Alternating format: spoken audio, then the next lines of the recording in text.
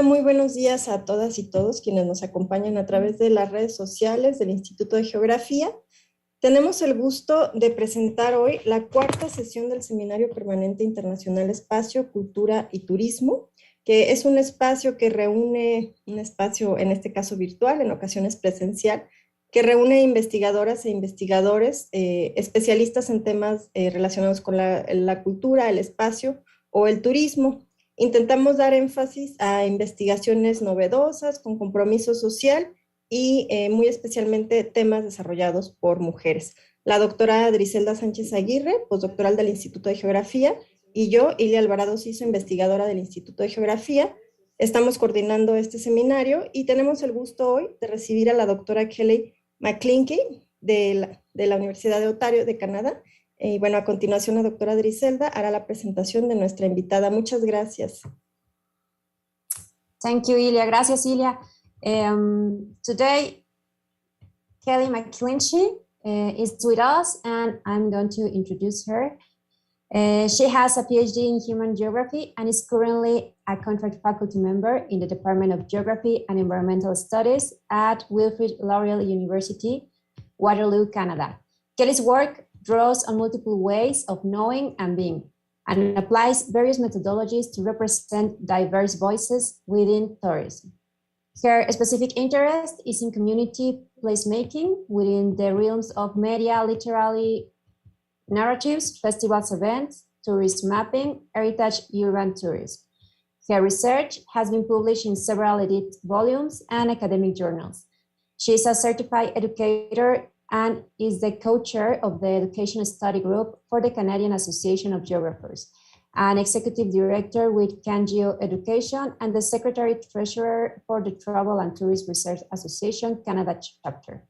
Brevemente, presento a la doctora Kelly en español. Ella es geógrafa humanística, actualmente es miembro de la Facultad del Departamento de Geografía y Estudios Ambientales en la Universidad de Wilfrid, en Waterloo, Canadá. Su trabajo va en múltiples direcciones, específicamente aplica metodologías variadas para representar, para dar voz a diversas representaciones en el turismo. Sus intereses específicos son las comunidades dentro de diferentes medios, como las narrativas mediáticas o literarias, los festivales, los eventos, la cartografía del turismo, la conservación del patrimonio, el multiculturalismo y la inmigración. Su investigación ha sido publicada y editada en diversos volúmenes y journals académicos. Es una educadora certificada y actualmente es co-chair del grupo de estudio de educación para la Asociación de Geógrafos Canadienses. Es directora ejecutiva de CanGeo Education y es la secretaria tesorera de la Asociación de Investigación de Travel y Tourism, bueno, de viajes y turismo, el capítulo Canadá. Bienvenida, Kelly, te escuchamos, cámaras y micrófonos contigo. Welcome, Kelly, microphones and cameras are with you. Thank you. Buenos dias, everyone, and thank you so much for having me. Just going to share my screen.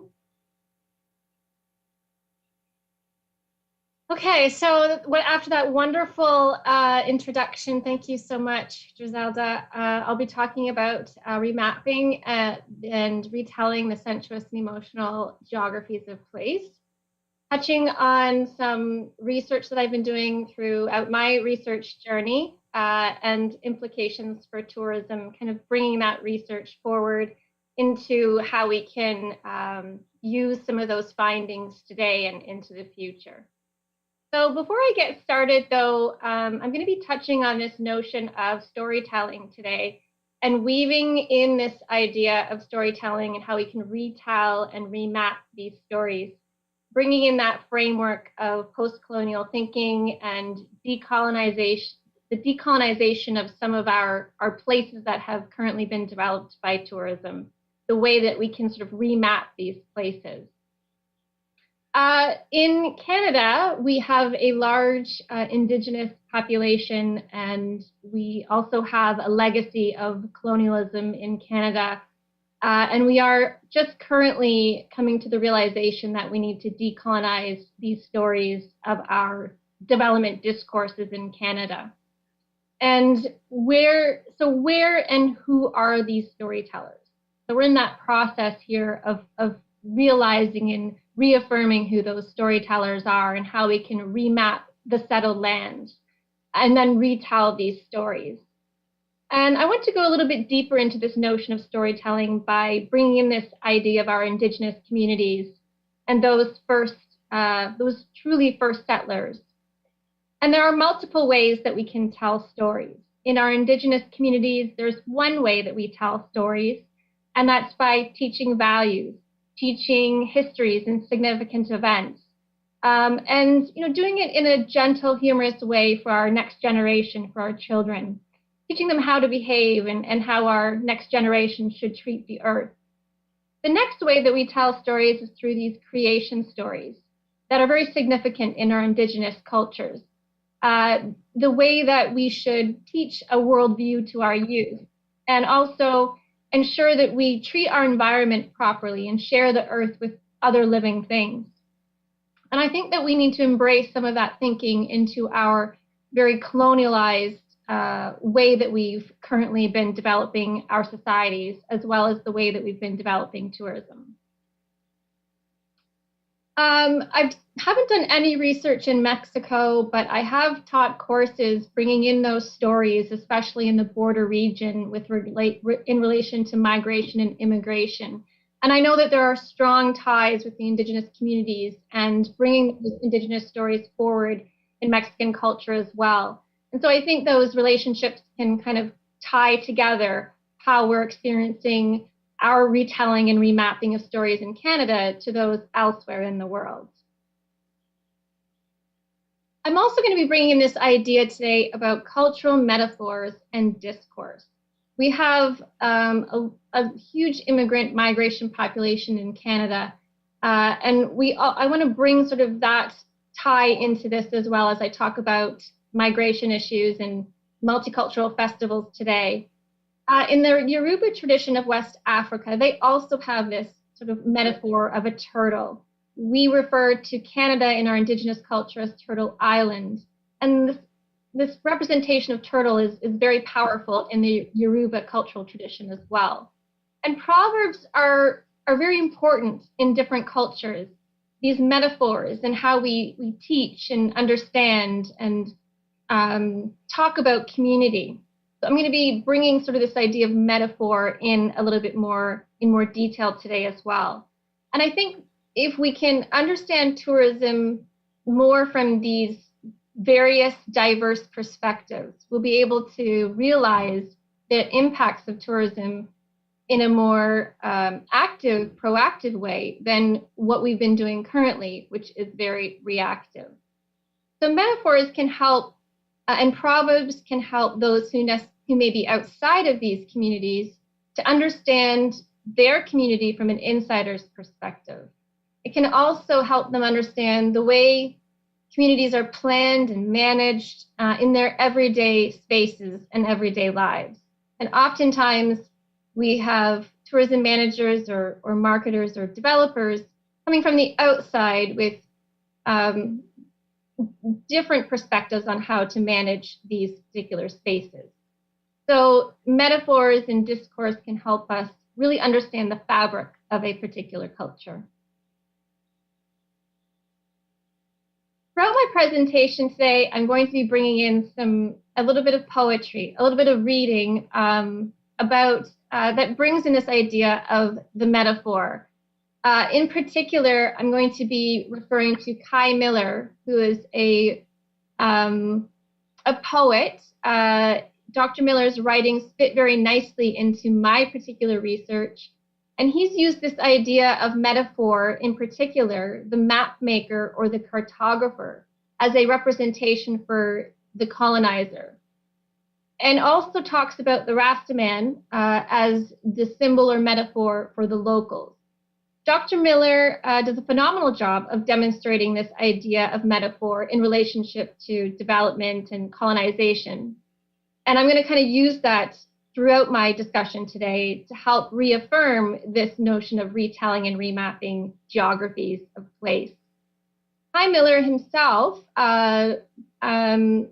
through his own examination of old maps of Jamaica, realized that in this examination that in those old maps, there were certainly plantation homes, plantation houses and fields that were labeled on these maps. Unfortunately, though, nearby, a village of 300 locals was not. Kai Miller realized that there was certainly information missing from these historical maps. In the same sense, we have to wonder what's missing from our current stories of place. What's missing from our current maps that we know to exist with relationship, with perspective to development. And in terms of us understanding maps, they hold power. Maps are very concrete, they're tangible.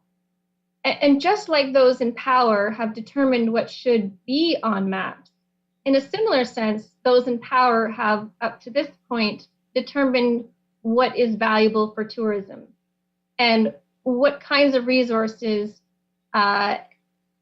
should we be marketing or promoting or developing for tourism.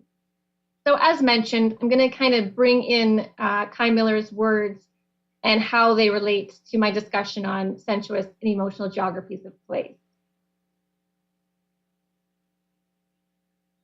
So Kai Miller, in one of his poems, talks about this idea of an unsettled island. So I want us to consider a space, not necessarily an island, but because Kai Miller's ancestors and family is from Jamaica, talks about an unsettled island, say, the Caribbean island. So let's consider this space before colonization, perhaps before a specific set of belief systems took over. And also consider what that might mean in terms of how we've currently developed spaces for tourism and how we can remap and retell these spaces for tourism. So in his poem, he talks about this island as being unwritten, unsettled, and unmapped before, of course, colonization. And then talks about how previous to colonization, that it was not considered a paradise. And it was only considered a paradise until those colonizers have come and developed that said land. And let's reconsider perhaps and rethink that in terms of our tourism spaces and our indigenous spaces as well. So how do we remap these spaces of tourism paradise, I guess you could say? So before I talk a little bit about my research today, I want to ensure that I bring in my own research or positionality. I began my research career as a very objective researcher, focusing on multivariate statistical analyses, quantitative methodologies, and so on. And I realized that as I started to research very diverse communities, and in Canada, very multicultural communities, that I wasn't really getting at the deeper meanings and deeper stories of these research participants. And I realized that having a subjective ontology and interpretivist epistemology was more valuable getting at these deeper stories. I also follow humanistic phenomenology, which understands that we are all able to interpret our own experiences and our own stories and our own perspectives, and that there is equal value in those experiences. Finally, I always try to remain very critical in terms of the power dynamics that are at play in different research scenarios and the structures that are in place in our society and in the everyday experience and how this impacts our everyday lives. I also try to remain very reflexive in terms of my own personal researcher biases and my own role in the research process. So in these photographs here, excuse me, there's always a purpose to the photos I have in my slide presentation, and some of my favorite places, my own sensuous and emotional geographies at play here. The one photo there of myself with Felipe, the server at an all-inclusive resort in the Dominican Republic. I always want to relay that all experiences, no matter what they may be, are valuable to us and ground us. And although as now a critical tourism geographer, an all-inclusive resort has its critiques. However, it was transformational for me in allowing me to start my journey in geography of tourism. And so it was instrumental. So I tell my students to value every experience you have, no matter what it may be. I also want to touch on some influencers. I'm doing a little play on words here. We talk about being social media influencers, and we value social media in terms of our influence or on us so greatly today, especially our youth. But who influences us in our research? And certainly there are some seminal tourism researchers, I can't even begin to list them all here, that have grounded me in tourism research. Geographers, human phenomenological geographers, Yifu Tuan, Edward Ralph, and of course those critical influencers for me that allow me to stay firm in my belief that there are multiple perspectives and identities in our world, and to remember those and reflect on those as I continue with my research journey. So CLR James, Fanon, Césaire, Frère, and so on, and always coming back to those through the research process. So I want to begin today, the topic of my discussion today is on sensuous geographies and what is that.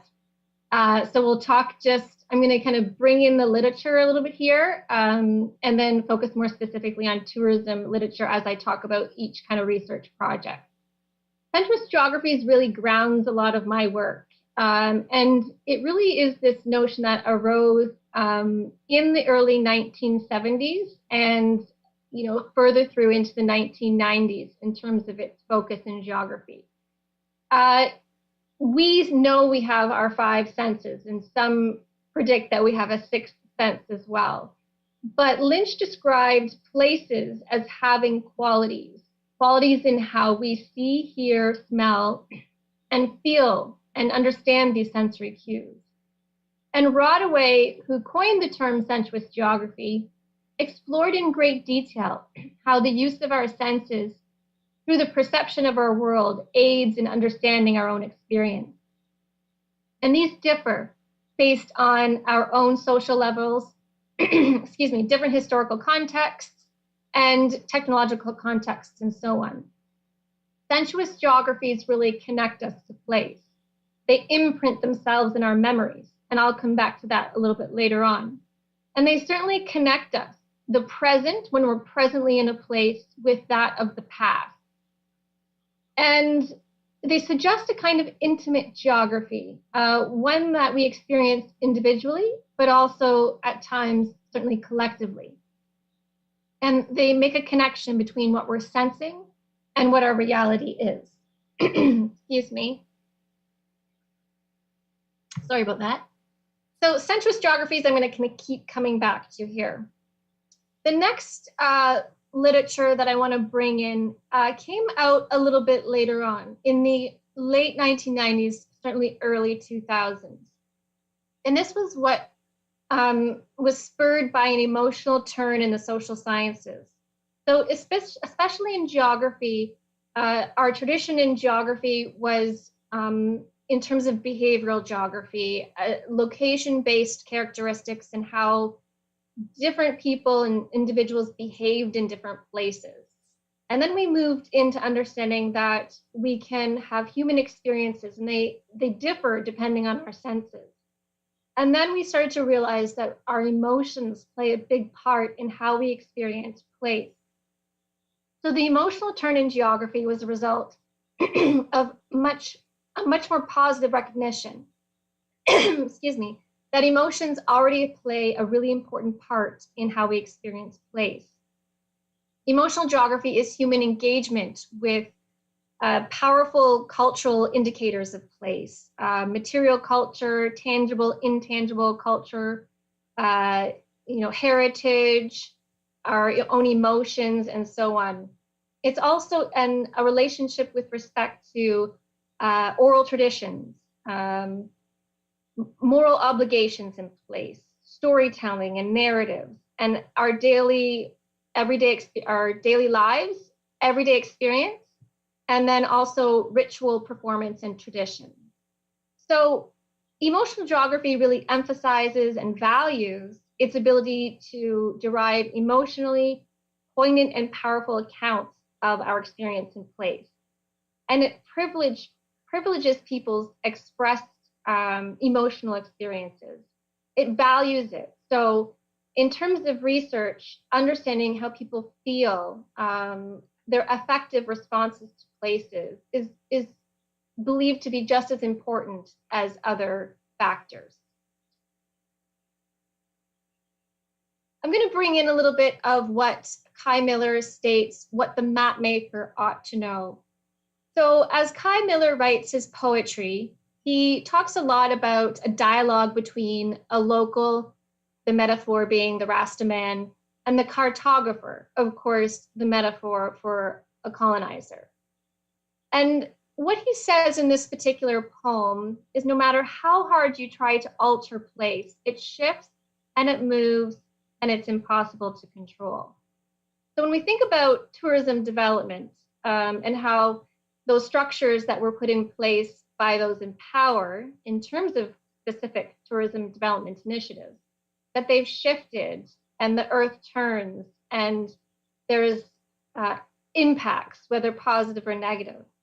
And as he states in his poem, as this island, on this island things fidget, whole places will slip out from your grip.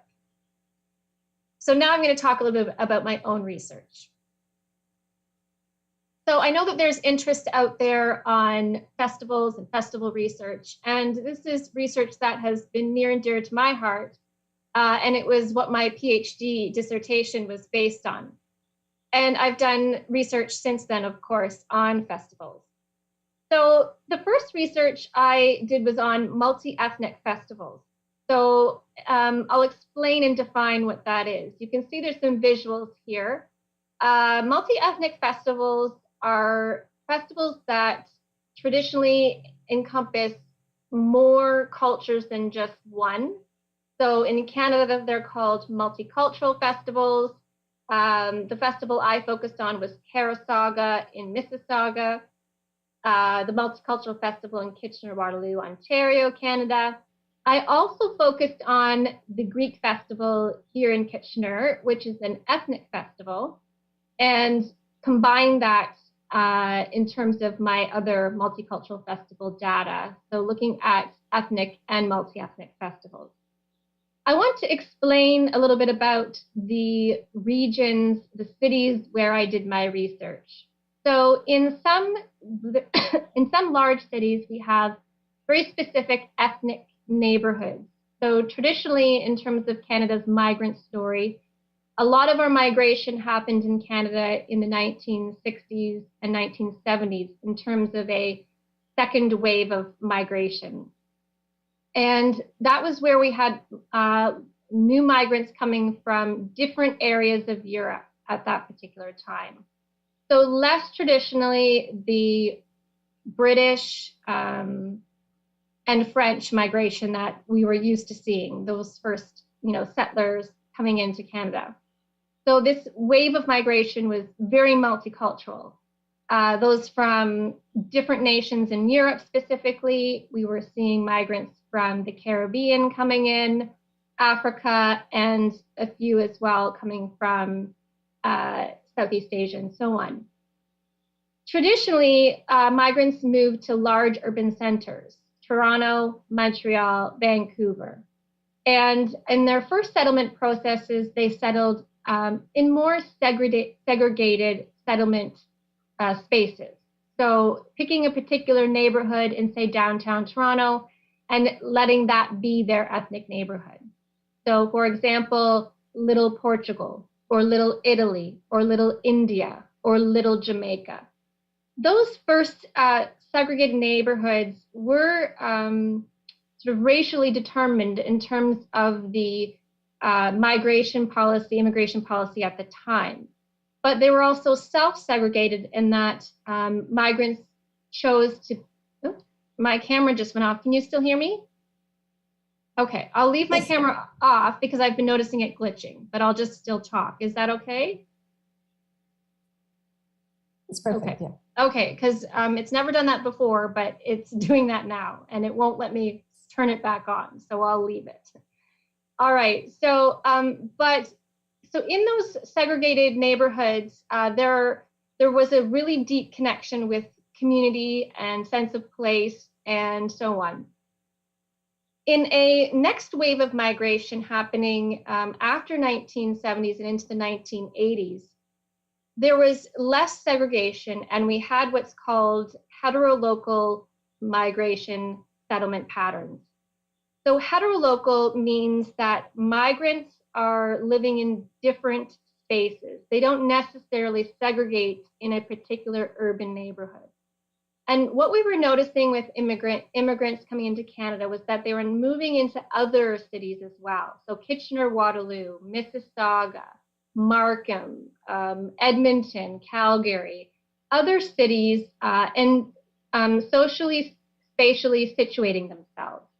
And that's the kind of neighborhoods where I did my festival research. So multicultural festivals became very important in establishing a sense of place and a continued sense of cultural tradition. Heterolocal neighborhoods have immediate or prompt spatial dispersion of migrants. Their residence and workplace are not necessarily in the same location. They're widely spread out. And there's a frequent lack of spatial overlap between those areas. But they do have shopping districts and nearby community centers that are for their particular culture, churches, religious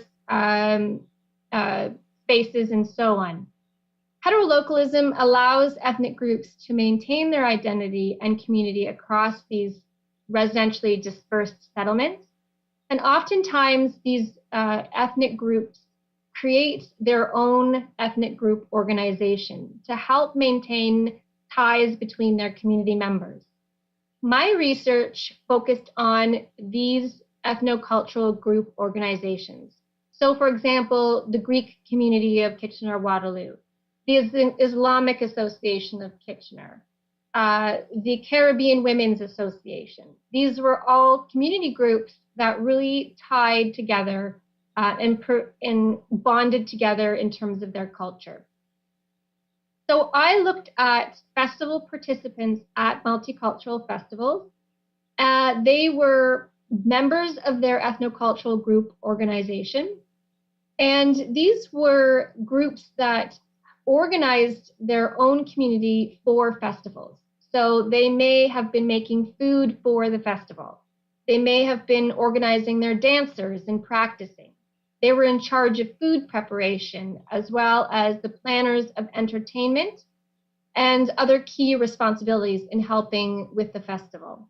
So they weren't necessarily the festival organizers, but they were festival participants in that they were the entertainment, the food, and so on.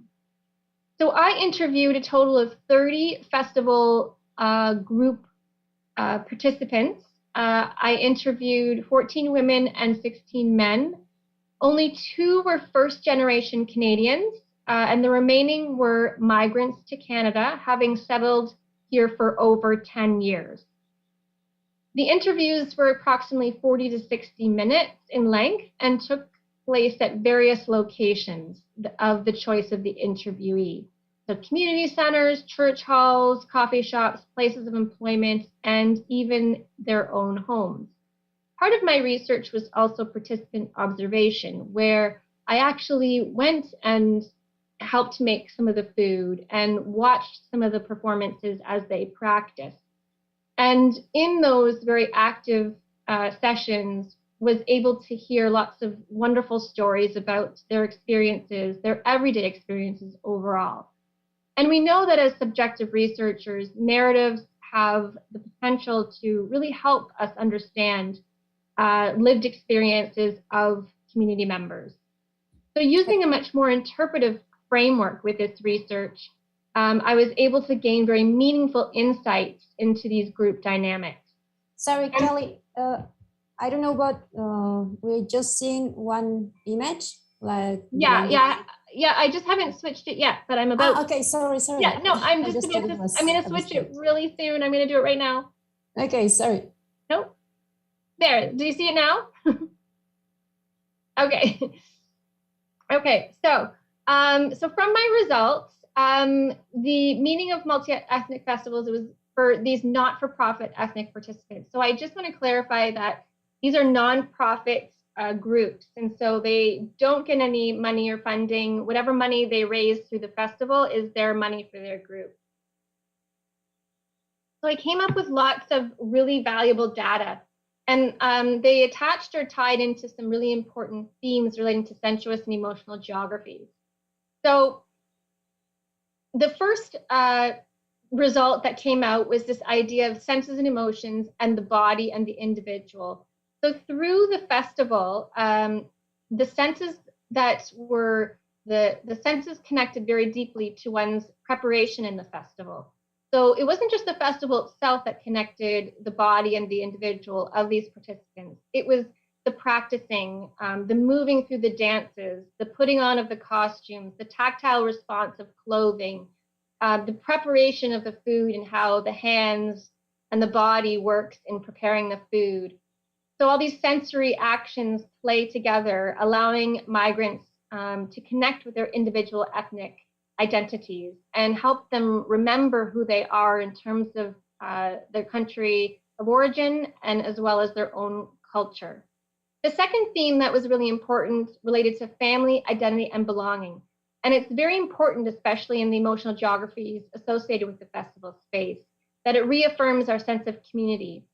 A seminal geographer by the name of Doreen Massey suggests that place is made up of flows and movements, and that a lot more shapes our sense of who we are in that place, and that we need to open up our understanding of place to be more progressive, that it's not necessarily rooted in these very specific notions of place, but flows and connects with multiple identities, sort of like a space of flows or a global sense of place. So yes, there is this struggle for migrants' place of identity, but through their participation in festivals, that can be alleviated. And the festival can provide a very welcome, open atmosphere for migrants in helping them belong and on their own terms and in terms of their own traditions. The final theme that I have listed there is that it allows for place and place sharing. So for example, we connect with everyday life and we choose to follow a familiar path. And there is a certain way of doing cooking and living our lives in who we are in terms of our ethnic identities. And just because people move place, for example, immigrants to Canada, doesn't mean that they have to abandon their familiar habits and ways of doing things. So festivals help reaffirm this connection to these past ways of doing things or these other ways of doing things, I guess you could say. It connects people to their ancestors and homelands in spaces that can offer connectivity, as well as allow us to perhaps grow these new body parts in these new spaces, and yet feel an attachment to a place that is very important to us that's far away. Multicultural festivals allow these migrants to claim a presence in these comfortable multicultural spaces and form intimate relationships by experiencing place both physically and emotionally. So in terms of the results of this research, much of the research that's out there focuses on food and diasporic migrant communities. And it tends to focus on one particular ethnicity or one particular cultural group, rather than on these ties between different migrant groups. So my research specifically wanted to look at these multicultural spaces and how they allow place sharing and place making for migrant communities. It's also really important that we understand that multicultural festivals allow distinct instances of these senses of place, and they are very sensuously charged spaces. I'm sure many of us can attest to the fact that when we've been to festivals, There is an overwhelming sense of place, overwhelming sensuous geographies of the beating of music, or the smells of various foods cooking, and the beauty of the color of costume, and the wonderful sense of pleasure and happiness we experience in these spaces. So it's certainly in a settlement area like Canada, where we are in a very heterolocal urban space and we have a very distinct multiculturalism policy. Festivals are very valuable in terms of their role in our society and how they reaffirm a sense of place for those whose, place of origin is far away. So the wonderful news that over the past 2 years, our outdoor festivals, our open gate festivals like these were unfortunately postponed because of the pandemic, but we're seeing a resurgence in our outdoor free open gate festivals here in Canada, and it's wonderful to see. But how can we take some of this knowledge for our festivals coming up this season into the future? There is a greater need for us to visit these multicultural, multi-ethnic festivals and support our local community organizations. It's a major form of income for many ethnic community groups. And there are bigger impacts than just economic for our communities. There's a greater sense of community, a contribution to social and cultural impacts for our various community members. And although politics of festival spaces do exist and play a role in festival dynamics, they're so important in reaffirming sense of place and identity for migrant communities. And we need to reestablish these spaces for the retelling of stories. Festivals allow for a retelling of these deeper meanings of place and place identity. And there is this place-making role that festivals have for our communities. So it's really crucial in Canada and elsewhere to really support these smaller scale festivals. So folks, that was my research focus on multicultural festivals. And I want to move into a very important research focus that also related very deeply to emotional and sensuous geographies of place. When I was researching festivals, I became very in tune with this migrant experience. My migration experience is not very current. I am probably a 4th or 5th or 6th generation Canadian with ancestors from Ireland and the UK and Germany and the Netherlands. And so it was wonderful to hear other people's stories, other Canadian stories. And from that, I also myself have half first generation Canadian children, my in-laws being from Cypress, Greek Cypriot. And I became very attuned with this notion of migrant family travel and the sensuous emotional experiences with migrant family travel. So this is a research focus that I evolved into kind of concurrently with my festival research. I focused on this idea of transnational practices of families. And families do have very instinctual transnational practice, with their first and second generation migrants, with respect to phone calls home, emails, business transactions, having property in various places around the world, as well as travel. And transnational practices of family travel for first and second generation migrants has been acknowledged heavily in migration studies. But this idea of transnational studies and migrant family travel has yet to really focus on the specifics relating to tourism and this notion of the return trip home for migrants. And alongside that, the educative properties of return travel. And despite numerous studies suggesting that there is this presence or absence of children in the travel experience and how they influence family travel, especially through the migrant family travel experience, there is very little focus on migrant families in tourism. And I knew it was a research focus that was very valuable to understand. So migrant migrant mobility, and travel have been incorporated into the methodology that I did for this particular research. So I performed active interviews alongside the migrant family travel experience. It was very multi-generational and multilingual. So I researched families that were going on multi-generational family travel back to their countries of origin, and listened to their stories about this travel experience. And I found that through this particular research, that learning was a primary motivation for families to travel back to their country of origin. And this learning, though, we often picture learning and travel as in a certain way, you know, whether it's very prescribed through tour guiding, or we're going to museums, or we're learning through other very interpretive methods. But learning in migrant family travel is more intimate, more emotional, and expands our sense of place and identity. Learning occurs in these very shared familial spaces with important cultural heritage or religious meaning. So it might be a family home, it might be at a religious festival or ceremony, it could be in a church or monastery, or in any space that relates to the family heritage. Investment in family travel was very deep. It enhanced family bonds. There was this escape from everyday life, and it was extremely valued in terms of its family togetherness and created memories.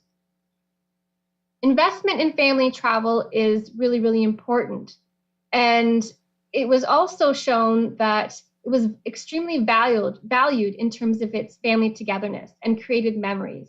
There were these very deep meanings and connections for migrants and for first-generation Canadians than other forms of travel. And it was equally meaningful and emotional for those who were back in the country of origin. So family members who were staying back in their country of origin, it was very valuable to see and witness those generations that had moved on or moved to other countries, and to witness and to see what their lives were like and how they were different. So this mutually beneficial emotional experience. So extremely valuable. And just on a personal level, this was something I noticed very deeply in my own family, with my own children being first-generation Canadian, going back to their other country of origin and to experience their family and their heritage and know that this is part of who they are. And it certainly reaffirmed their sense of identity as well. So I'm going to bring in here sort of a metaphor, if you will, that relates to this idea of sensuous emotional migrant travel geographies. In the French culture, there is this metaphor or saying in relation to La Madeleine de Proust. And it's become a very common expression in the French language. It refers to a passage in Monsieur Marcel Proust's 7-volume novel À la recherche du temps perdu, or In Search of Lost Time. It also translates as a remembrance of things past. In this passage, the narrator examines this notion of involuntary memory. So a conception of human memory in which cues encountered in everyday life, like enjoying a petite madeleine, which is like a little cake, with one's tea, evoke memories of the past. How does this relate to tourism, and how does it relate to our sensuous geographies? It's this idea that memory in our senses is very powerful. So as soon as we smell a certain scent or taste some particular food or hear a certain music or feel a certain texture on our hands, we're immediately taken back to a particular memory. And this is very valuable in terms of the migrant family travel experience. It's very valuable in terms of multicultural festival experiences. And for a migrant or an immigrant, no matter how many decades you live abroad or how far removed you've been from a particular place, such an attack of this memory can occur at any time. And it's certainly a little less unexpected if you go back and travel often, but it's certainly not as demeaning in terms of its importance. So place memories are extremely powerful, and we should embrace that more in terms of the migrant family travel experience, as well as the role festivals play in our current spaces. So how do we take this understanding of remapping family travel through emotional geographies of place? Now more than ever, because of the pandemic, through lockdowns, families have been disconnected from each other physically. We haven't been able to travel overseas. It's now more than ever important to understand the value of migrant family travel. And there is a need now to reconnect with family in distant places. Migrant family travel in Canada, I predict, will see a greater demand. As a result, Canadian and domestic travel may see a decrease. I work with a lot of youth, and I have seen this even just currently. It's not a research study yet, but I've noticed that families are traveling back home now more than they had previous to the pandemic, because there's a sense of desperation or need to visit family far away.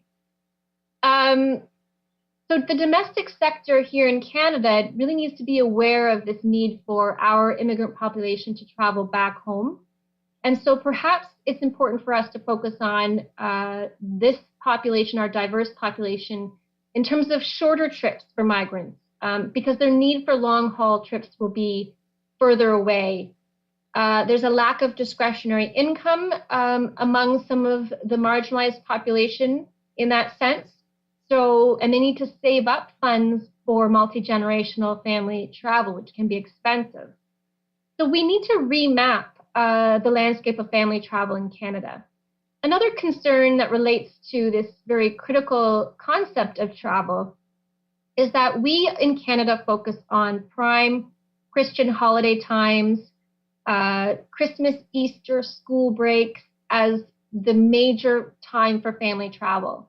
But we need to open ourselves up to understanding that our immigrants need to travel at various times of the year. That may not be prime travel time for Canadians. You know, those visiting Africa or Southeast Asia or the Middle East, they need to travel during times of the year that suit them. For example, the dry season, or when the flights are cheaper, or during their own holiday times. So our colonial structures discount the need for and importance for migrant travel. And we need to sort of decolonize that thinking when we consider when we have our holiday breaks and when we accept, I guess you could say, when migrants travel. So this particular research is still ongoing, and I really want to continue investigating the role of migrant family travel for our immigrant Canadians. As we become even increasingly diverse, it's important for us to understand the role that travel plays in their everyday experience. So I'm going to bring back this notion of the cartographer as that metaphor once again, and how important that is. And this is where the cartographer explains himself and says that I have pictures here of Kingston, Jamaica, being that area where Kye Miller was from, and the maps that he had looked at. And the cartographer tries to explain in the poetry by Kye Miller that, you know, I'm here to, you know, to build roads and to send you off in the right direction, and to take you into these places that, you know, where it's efficient and you know, draw straight lines and so on and so forth. And but is that really what we should be doing? Should we be redrawing the lines, and should we be, you know, rerouting those circuitous routes and making lines straight? Is it the curved directions? Is it the, you know, off the beaten trails that are more of what we really need, as opposed to these straight lines and these very particular developmental structures? And in terms of the Rastaman disagreeing, and I have some very colonial structures here of different developments, in the Caribbean as these photographs here. The Rastaman disagrees in terms of Kai Miller's poem, suggesting that, you know, you've kind of drawn these lines and made these roads and you've made these maps, but it's not really the correct story that we want to be, that we want told, that we want to tell our own story, and we want to show the important landforms and landscapes and landmarks on the maps. And so there's a discussion going on between the local and the cartographer, much like we probably find today in real life. So I want to just focus on kind of a very current project that I'm working on here, and this is in relation to the decolonization of tourism and tourism spaces. And this is in relation to the creative arts. And so from my research on migrant family travel and festivals, I started to become very fascinated by culture and the role culture plays in our own everyday experience and how we maintain those cultural ties. And I started to research about creative tourism as a subset of cultural tourism, still staying very firm in the notions of placemaking, sense of place, and sensuous geographies, of course. So creative tourism is this subset of cultural tourism. It is defined as being more intrinsic, perhaps having a deeper tie to the local community, as opposed to, say, mass cultural tourism. Creative tourism ties in this idea of our creative industries. So our craft making, our handicrafts, artistic work, performing arts, and also bringing in a more intimate connection with the visitor. So perhaps having them witness at a more intimate, closer level how these particular creative arts are being performed or how they're being created, as well as perhaps even giving opportunities to try and participate in some of these various creative acts. And on the same sense, creative tourism is very inherent to what we term placemaking. Placemaking is all about sensuous geographies and invoking senses of place and belonging and allowing communities to approach community building and development and having a say in terms of being an integral stakeholder at the development table. So visitors, in this sense, learn more about the cultural heritage of a particular community through the stories that are told through creative arts. And creative arts provide a voice and allow silences that perhaps have been unable to be shared to emerge. Silences that through perhaps the colonization process, perhaps through various power struggles and power dynamics have been silenced and have been difficult to emerge. So arts, by their very nature, invoke sensuous and emotional connections. When we practice or we watch, straw making or beading or painting or pottery, when we witness the beauty in a particular finished art piece, when we allow ourselves to experience local culinary arts, and certainly music, of course, invokes those very sensuous emotional connections. So the creative arts has of course been a component of our communities and important in our development of placemaking processes. And we're, over the last probably 5 years, really seen a surge in its importance in tourism and focused on creative tourism, the creative industries as a component of tourism. And my research in this area is just beginning, where I'm looking at street art and public arts in kind of two very different locations. One is in Toronto, Ontario, Canada, and one is in the Bahamas. And in Toronto, Canada, I'm looking specifically at street art and the role that street art plays in connecting with cultural tourism and how it may have regenerative properties for urban tourism in Toronto. Toronto's tourism has suffered greatly over the past 2 years. Our focus in Toronto on sports tourism, entertainment, large-scale festivals has taken a drastic downturn through the pandemic. As a result, we really need to regenerate and the renewed interest and demand in tourism in this large city. And the creative arts, especially through street art, can be one of those ways to bring visitors into our different neighborhoods. So there's regenerative properties in street art. There's also a deep, important role, as you can see by the visuals on my slide here, of connecting with social issues that are important. Our remapping and retelling of Indigenous stories. So a lot of the street art in Toronto ties in the retelling of our spaces in terms of Indigenous settlement, which we haven't been acknowledging in our communities. The other is very important social issues, as you can see here by Black Lives Matter and of course the pandemic. And bringing in very diverse concerns that have been part of our urban fabric for quite some time are LGBTQ communities, as you can see by the art in the bottom corner. There's very deep meanings attached in terms of their intangible and tangible cultural experiences related to art. So my focus with street art in Toronto is to look at those regenerative possibilities.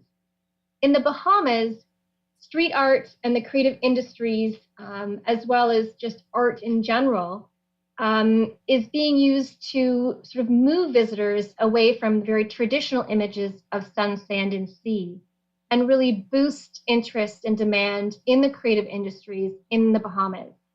And focusing on this more nascent area of tourism for tourism regeneration and sustainability in these traditionally neo-colonial tourist spaces.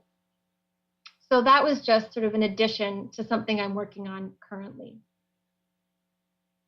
I want to bring in again what the cartographer says.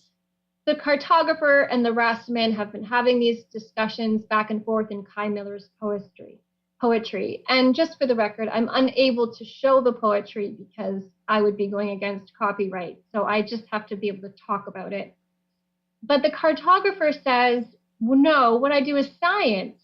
I show the earth as it is without bias. I never fall in love. I never get involved with the muddy affairs of land. Too much passion unsteadies the hand.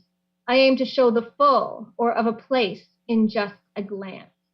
And I think that when we look at those colonial legacies and imperialist structures of some of our tourism development spaces, it's because we've taken away the love, we've taken away the passion in objectifying these spaces for particular reasons or purposes for development.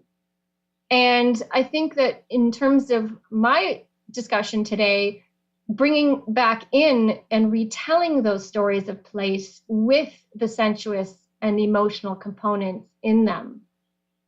The Rastaman, of course, thinks, draw me a map of what you see.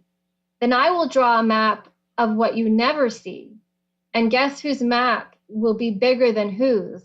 Guess me whose map will have the larger truth. And when we remap and retell stories of place with those emotional sensuous geographies, they become these large, colorful, beautiful maps of intimate place experiences. These photos here are depicting some very colonial structures in Nassau, Bahamas, part of my research area currently, and how that is only one small story of the story of tourism in the Bahamas and life in the Bahamas in general.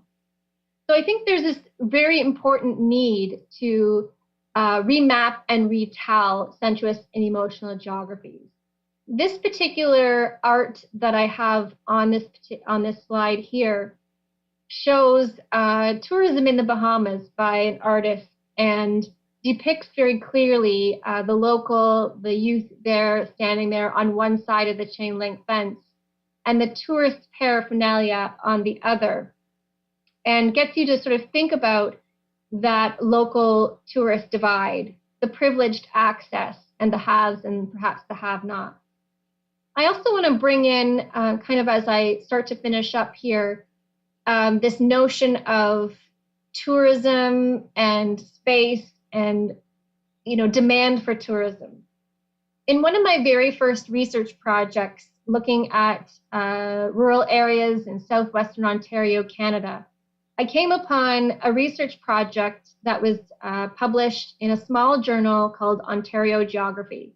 And the researcher, Fred Doms, states in the article, if we're not careful, we could kill the goose that lays the golden egg. And what Doms was referring to was that if we're not careful, we're going to damage the very thing that the tourists are coming to see. In that particular location, tourists were really interested in the beautiful rural landscape of southern Ontario. And if we're not careful and if we keep developing over this landscape, it will no longer exist. I also find it pretty poignant that in a very recent documentary called The Last Tourist that came out in 2022, it's supposed to be there, they say something very similar. Tourism can kill a place. A place that was so beautiful can become overused, exploited, and trashed. Mass tourism has led to destruction of the very thing they have come to see. So,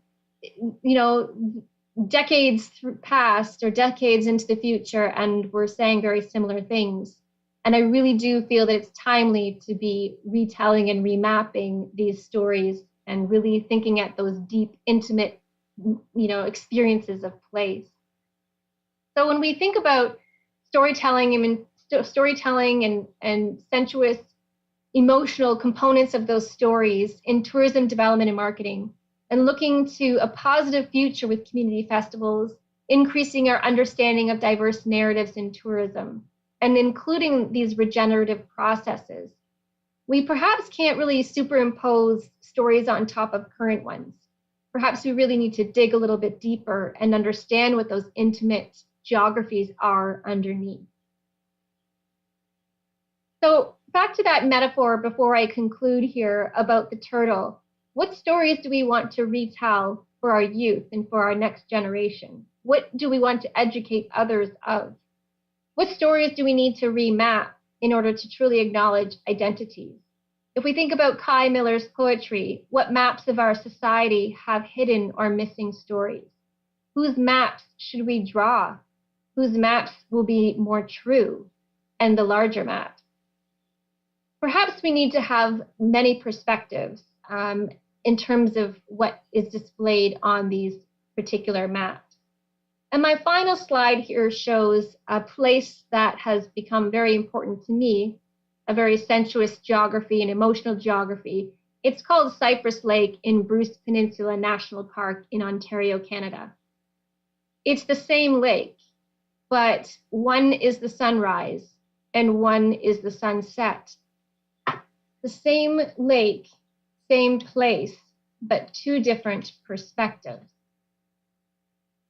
And finally, I want to hope that after this discussion, that we truly start to understand our own and those in various communities influenced by tourism, their intimate, emotional, and sensuous geographies, so that we can truly understand the role and value of tourism in those communities.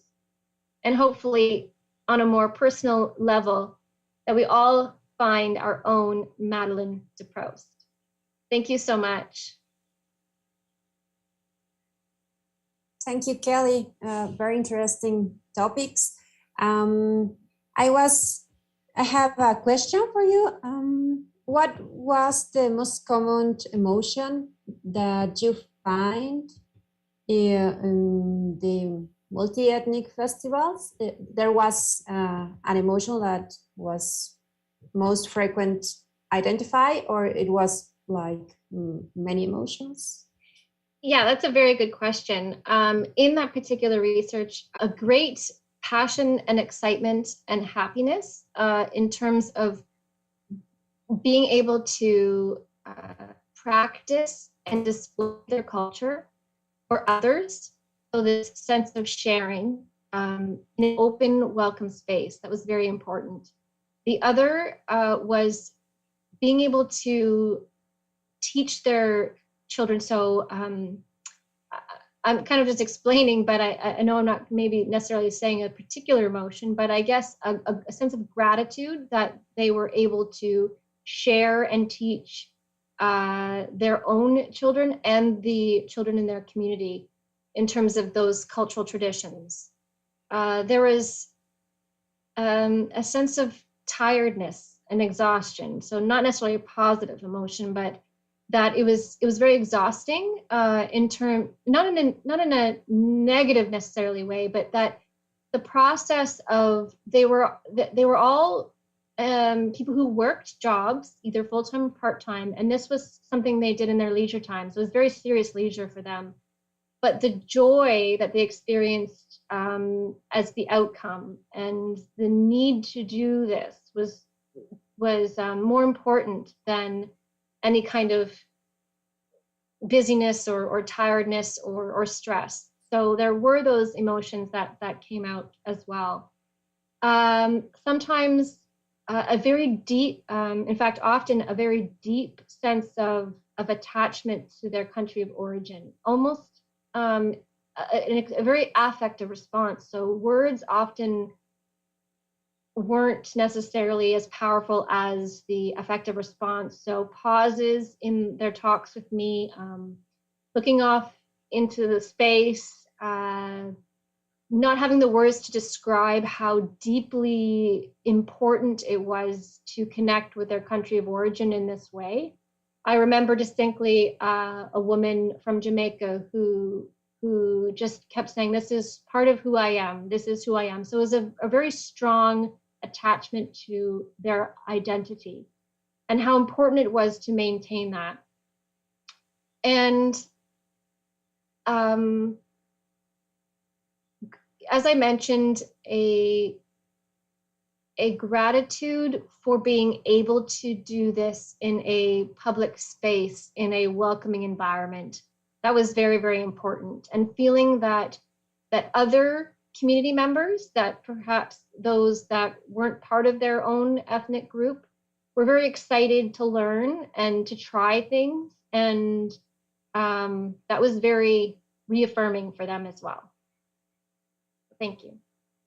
Thank you. Here in Mexico, in Querétaro City, we have a Foreign Community Festival, and it's I had the opportunity to go there, and it's very interesting because the people, not only the ones who are organizing, as you said, the attendees too, who are from other countries, just put the shirt on. Like I got to see a Brazilian family that got a shirt with the colors of the flag, and they went like really happy to share these moments.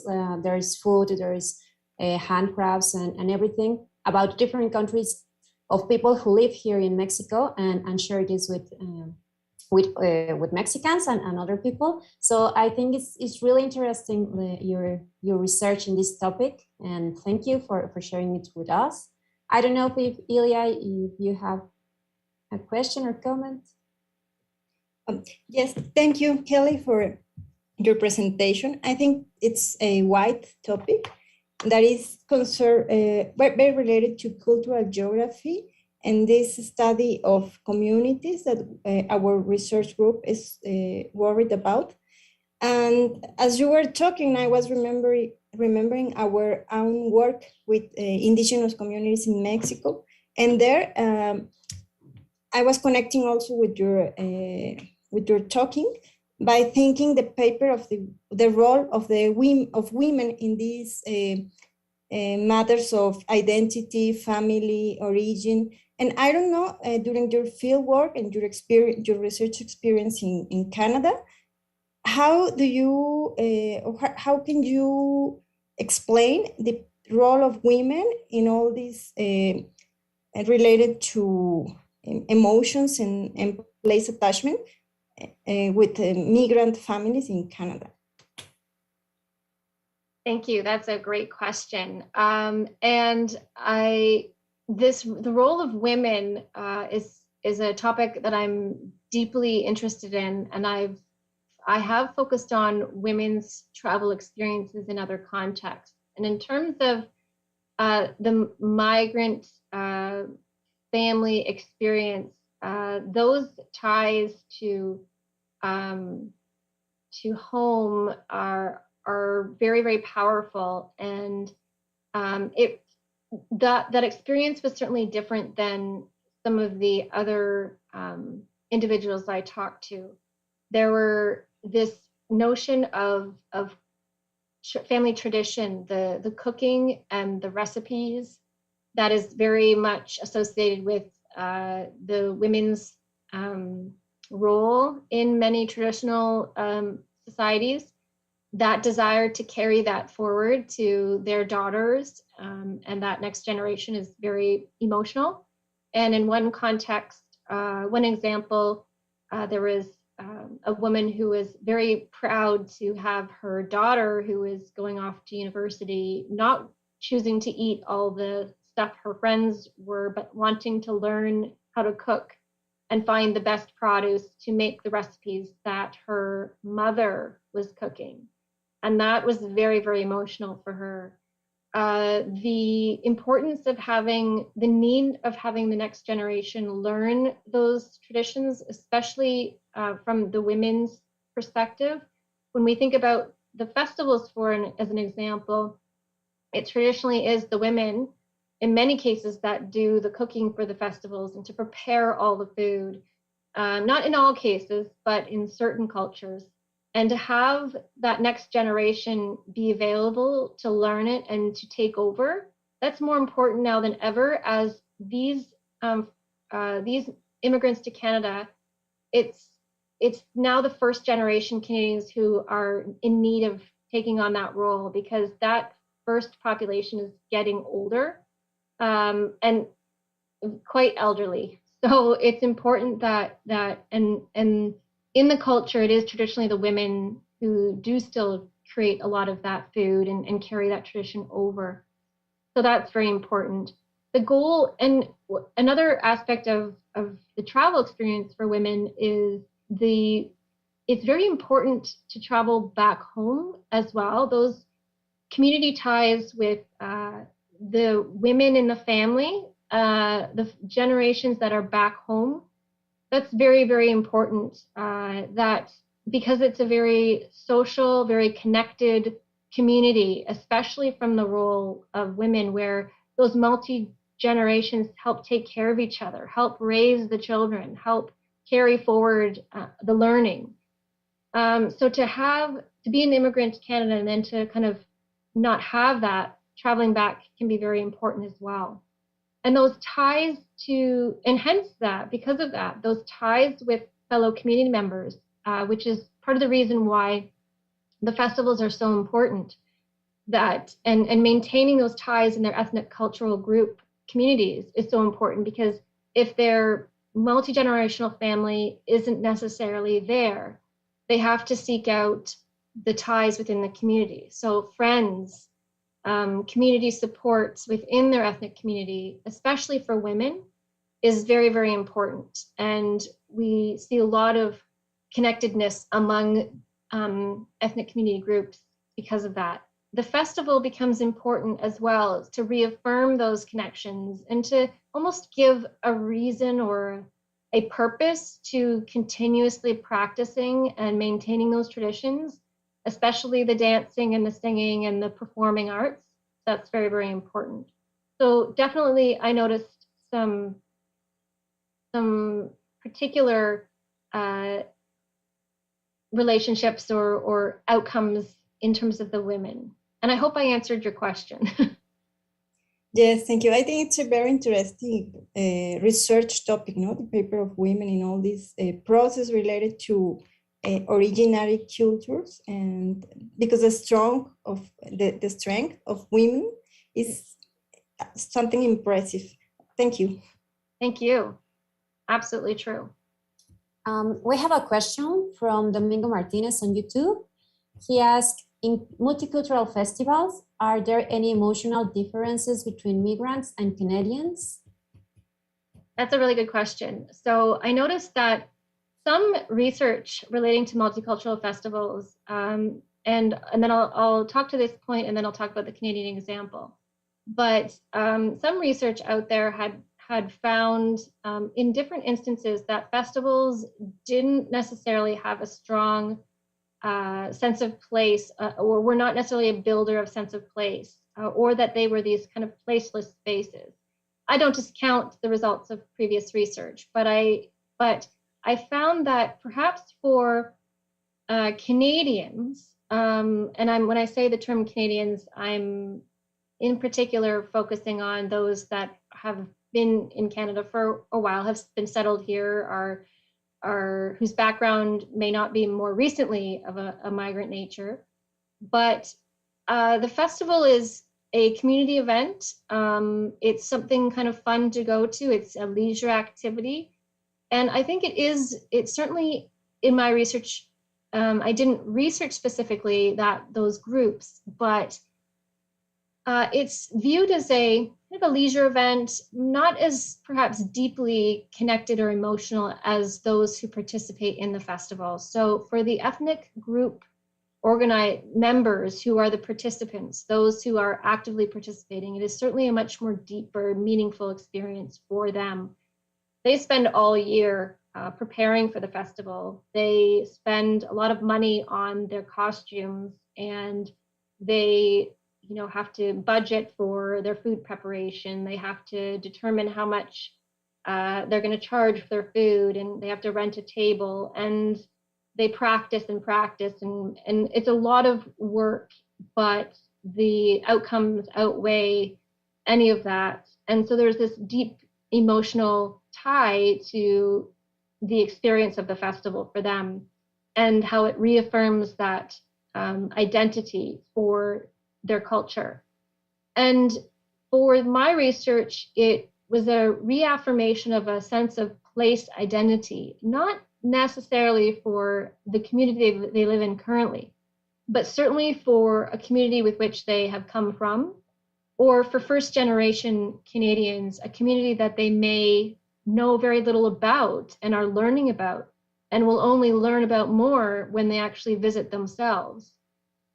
For Canadians, it certainly is a learning experience, and it's a wonderful opportunity to be open and witness what I call sensuous multiculturalism, so that everyday sensuous experience of multiculturalism, as opposed to just it being a policy. So I do believe that there are differences among those groups.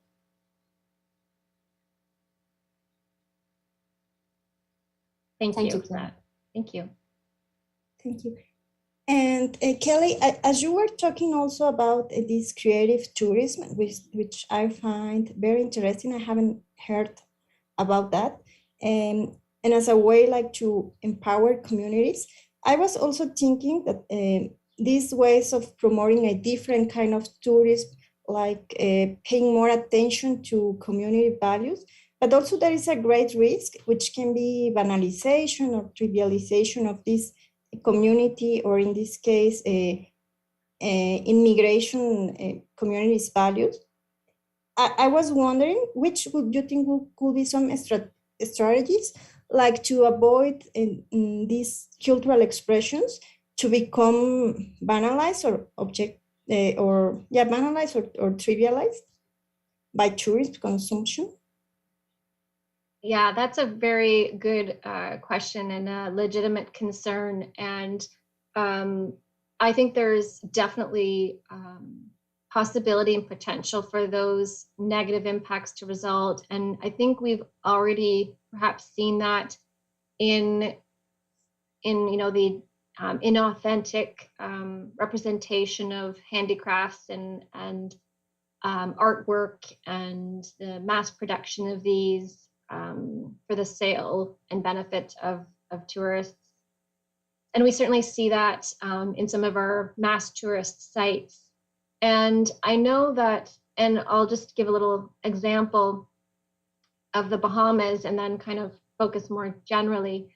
But in the Bahamas, there is a very strong tradition of straw handiwork. There are about 40 to 60 different styles of straw handiwork or craft making, straw craft making that exist. And it's extremely important. It's a UNESCO protected handicraft. And I'm certainly not the most knowledgeable person to speak of it, but I'm just talking about it as a mere example to illustrate today. It is a very traditional form of creative art in the Bahamas, and it's made in all of their islands. But what tends to be sold in the mass straw market is foreign created straw crafts that are sold at a much reduced price and have really nothing to do with the authentic craft handiwork, the straw making of the Bahamas. And it's quite a very serious, contentious issue, especially among those in the creative industries. And yet there are lots of power struggles at work. There's a lot of various stakeholders that are currently trying to negotiate through these concerns. But there's a long legacy of the large mass-produced straw at the straw market for sale, and it's trying to go back on perhaps some of those legacies to figure out how the authentic straw creative industry can be promoted more visually, I guess you could say. So to answer your question or to comment on it, it really, I can't underestimate the importance of the nonprofit sector and the role of passionate locals in reaffirming the importance of their local work. And it is a day-by-day constant management concern to ensure that their work is appreciated and very carefully managed in terms of how it's being represented or promoted through tourism. Some of the ways are keeping the management of the industries very, very local and sort of at a smaller scale, and thereby inviting in small groups of visitors and really ensuring that there's a learning component there. So whether it's actually learning the art of the craft or of the, artistic style, or perhaps even, an educative component that really sets it away from just the consumption of some tangible piece. So bringing in that intangible story behind the craft, I think, is really, really important to maintaining and avoiding some of those negative impacts. Thank you. And just to, so you can be aware of that, and maybe you find it interesting for your research as a comparison too. Here in Mexico, we have many examples of street art, especially in impoverished or segregated locations, which are now also attracting tourism through these murals or street arts expressions. So maybe you find it interesting later for your work. Oh, I do. I've been meaning to get to Mexico. So whenever you want, you will be welcome. Thank you. We have one last question from Itzel. She asked, when talking with migrants, were you able to notice differences between age groups when talking about place attachment? Thank you. That's a really great question. Absolutely. So I noticed I guess you could say the older generation or the initial migrants or immigrants to Canada had a very strong attachment to the country of origin. And it wasn't to say that there was certainly an embracing of Canadian values and traditions, especially the migrants that came in the late 1960s, early 1970s, because our immigration policy had changed in the 1970s, but our kind of community understanding of diversity and acceptance didn't come until much, much later. And we're still, continuously working through that. But there was this embracing of Canadian values was very much needed back then, but there's also this strong attachment to one's country of origin and the culture behind that. But also a need for that first generation to adapt to Canadian society. So there's quite a conflictual sense of identity among the first generation Canadians, because the immigrants wanted the children to maintain their cultural ties, but also embrace Canadian traditions. So it was and it still is can be very, it's not always a smooth transition. It's not always hybrid in terms of switching very easily. It can be kind of challenging at times, depending on what the expectation is. So older generations that certainly have a long memory and attachment to the country of origin was very strong. For younger migrants that came over with their parents, those ties certainly and place attachments weren't necessarily as strong and aren't, because they've had much more time to embrace sort of this Canadian culture, I guess you could say. And then the first generation Canadians, there's really very little knowledge of the country of origin unless they've been able to travel back home, hence the interest that I have in family travel back home. So those that have had that opportunity to travel back once or twice or even more, they are able to start to form this understanding of place and have a more firm identity of this place.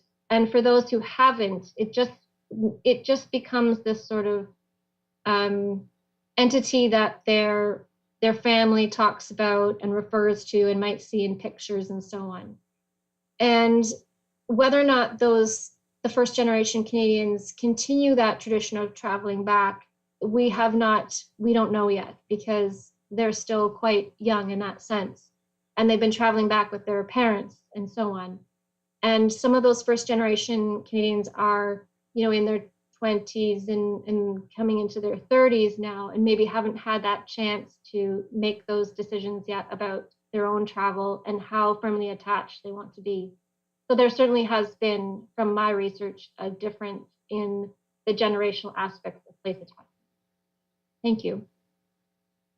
Thanks.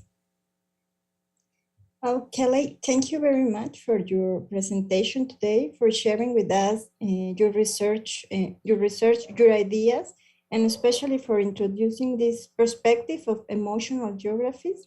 I think you have given us some very interesting ideas for improving or including our research, considering our students. I think they can get many ideas for the research work.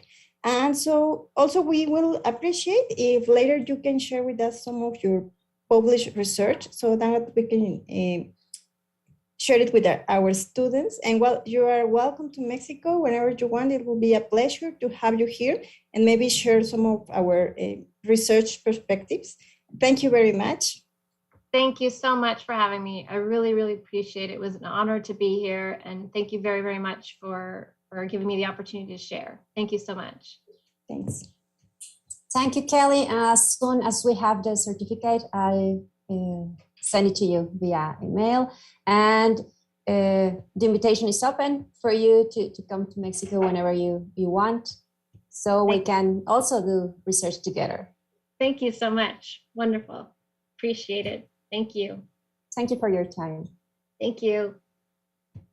See you later. Thanks. Let's keep in touch. Thank you very much. Bye-bye. Thank you, everyone who was on social networks, YouTube. and for your questions.